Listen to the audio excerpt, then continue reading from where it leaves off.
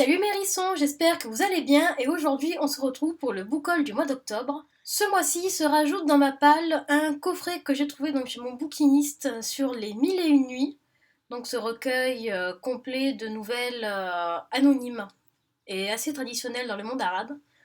Donc c'est un coffret édité chez Hachette qui se présente comme ceci, avec donc le livre même des 1001 nuits, avec quelques illustrations je crois parfois à l'intérieur.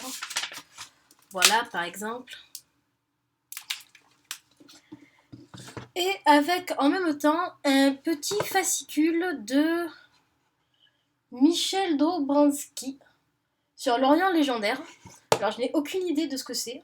C'est tout petit, c'est tout mignon. Et je pense que ça va être en fait une sorte de petit mémo sur peut-être des explications sur le livre. Donc à voir, c'est un livre que j'ai toujours voulu lire, quelque chose que j'ai toujours voulu connaître tout simplement par curiosité, autant littéraire que culturelle. Donc on verra. Ce mois-ci, j'ai aussi pu faire l'acquisition du premier tome de la saga Alpha et Oméga de Patricia Briggs, à savoir Le Cri du Loup aux éditions Milady. Donc quelque chose qui pourrait s'apparenter à de la bitlit, mais sans être de la bitlit. Vous avez compris, de la bitlit version loup-garou. Donc chez Milady, à voir ce que ça va donner, j'en ai lu beaucoup de bien. Beaucoup de personnes m'ont dit que le style de Patricia Briggs était assez spécial. À voir. Début de mois d'octobre, j'avais aussi acheté le premier tome de la saga des Maverigan de Marika Gellman, à savoir Rage de Dain, toujours aux éditions Milady. Donc vous le savez, je l'ai lu ce mois-ci pendant la période d'Halloween.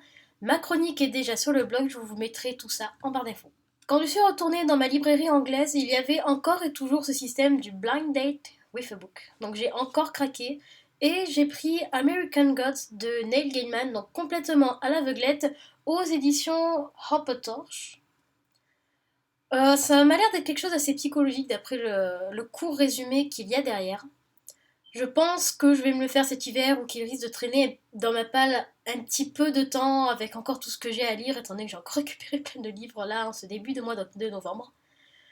Donc, à voir. Et enfin, le dernier livre que j'ai pu acquérir n'est pas vraiment un livre de lecture classique, étant donné qu'il s'agit en fait d'un petit manuel d'archéologie et d'architecture grecque, donc pour mes cours d'archéologie.